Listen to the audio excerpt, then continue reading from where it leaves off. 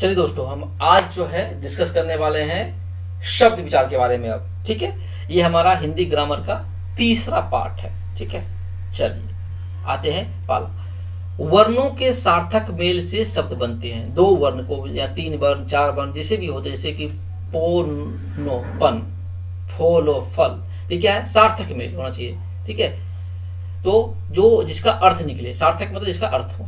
ठीक है, तो वर्णों के सार्थक मेल से शब्द बनते हैं। स्रोत या उत्पत्ति के आधार पर शब्द चार प्रकार के होते हैं: तत्सम, तद्भव, देशज और विदेशज।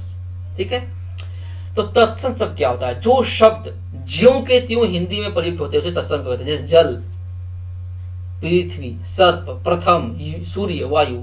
तो ये हम हिंदी और संस्कृत दोनों में यूज करते हैं। तो जो हिंदी में ज्यों के त्यों, ठीक है, ये संस्कृत से आए हुए शब्द होते हैं जो कि हिंदी में भी यूज होते हैं, तो उन्हें क्या कहते हैं? तत्सम शब्द कहते हैं। ठीक है, आगे तद्भव शब्द, जो शब्द संस्कृत शब्दों में कुछ बदलाव के बाद बने हैं, ठीक है, उन्हें तद्भव शब्द कहते हैं। तत्सम क्या हुआ? जो संस्कृत से ज्यों के त्यों हिंदी में प्रयोग होते हैं वो तत्सम हो गया, और जो बदलाव होके होते हैं वो क्या होता है?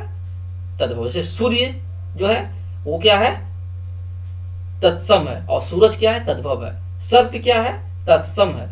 सांप क्या है? तद्भव है। ठीक है, पहला प्रथम, घी घृत, पंच पांच, घोटक घोड़ा, दंत दांत, कर्ण कान, हस्त हाथ आदि। ठीक है, देशज शब्द कहता है देश में जन्मे या उत्पन्न हुए शब्द जिनका संस्कृत या अन्य भाषाओं से कोई संबंध नहीं है, देश में ही प्रचलित विभिन्न बोलियों या भाषाओं से बने हैं। अब देखिए, देसी भाषा, जैसे मान लोटा हम लोग बोलते हैं, धोती, ये सब क्या है? देसी भाषा है। ठीक है, जलेबी, ये सब हमारे देश का भाषा है, तो ये देसी भाषा कहते हैं इसको, जो किसी और जगह से नहीं हुआ है।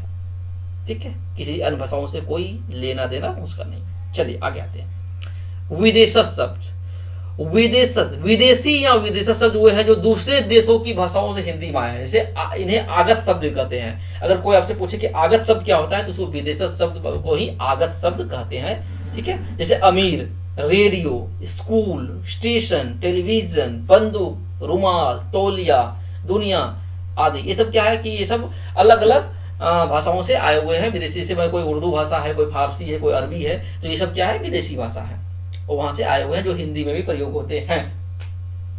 रचना या बनावट के आधार पर शब्द तीन प्रकार के होते हैं: रूढ़, यौगिक और योग रूढ़। ठीक है, अब इनको हम एक करके डिस्कस करेंगे। रूढ़ को, तो रूढ़ शब्द ऐसे शब्द होते हैं जिन्हें यदि टुकड़ों में करें तो उन टुकड़ों का कोई अर्थ नहीं होता है।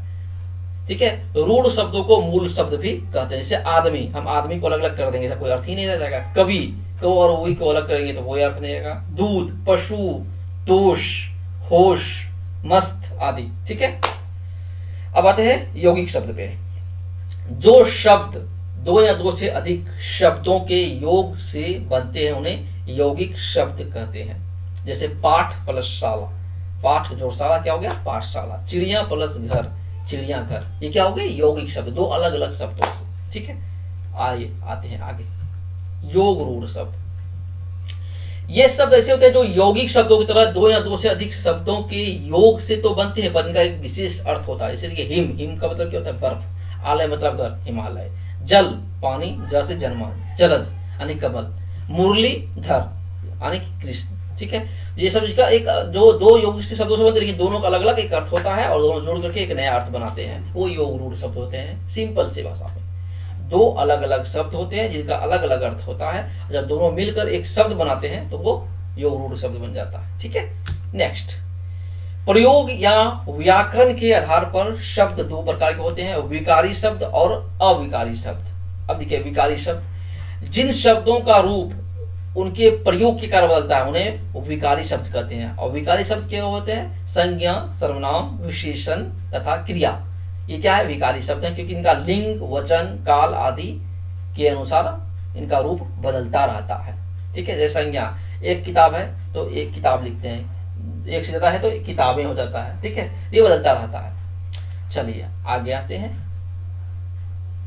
अब ये संज्ञा शब्द क्या है? लड़का, लड़के, लड़कों। सर्वनाम शब्द वह, वे, उसने, उनके, उन्होंने। विशेषण शब्द गोरा, गोरे। क्रिया शब्द जाता है, जाते हैं, गया, गए, जाएगा, जाएंगे। ये सब बदलता है अपने रूप के अनुसार, जो है क्रिया बदलती रहती है, तो वो विकारी शब्द हो गए। अविकारी शब्द क्या होता है? जिन शब्दों में कभी भी किसी भी स्थिति में कोई परिवर्तन नहीं होता उसे अविकारी शब्द कहते हैं या अव्यय कहते हैं। जैसे यहाँ, वहां, और, परंतु, अरे, धीरे धीरे, किंतु, जैसा तैसा आदि। ठीक है, चलिए आगे आते हैं।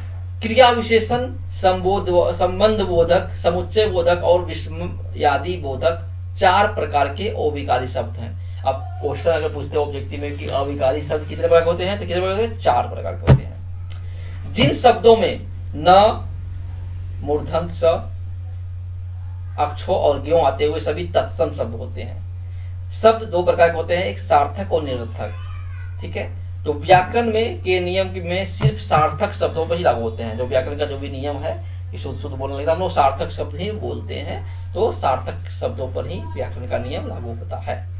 नेक्स्ट आते हैं, अगले लास्ट है संकर शब्द। 2 विभिन्न भाषाओं के शब्दों से बना एक शब्द संकर शब्द होता है, मिला हुआ शब्द। ठीक है, जैसे वर्ष ये संस्कृत का शब्द है और गांठ हिंदी है, और ये हो गया वर्ष गांठ। तो 2 अलग अलग भाषाओं का शब्द मिलकर जब कोई एक शब्द बनाता है तो वो संकर शब्द कहलाता है। रेल अंग्रेजी का है, RAIL होता है, लेकिन रेल गाड़ी, गाड़ी हिंदी है, दोनों मिलकर ना रेल गाड़ी हो जाता है। ठीक है, तो जब 2 अलग अलग भाषाओं का शब्द मिलकर के एक नया शब्द बनाते हैं तो वो संकर शब्द कहता है। तो हमने इस वीडियो में शब्द के बारे में डिस्कस किया। उम्मीद है आपको समझ में आया होगा।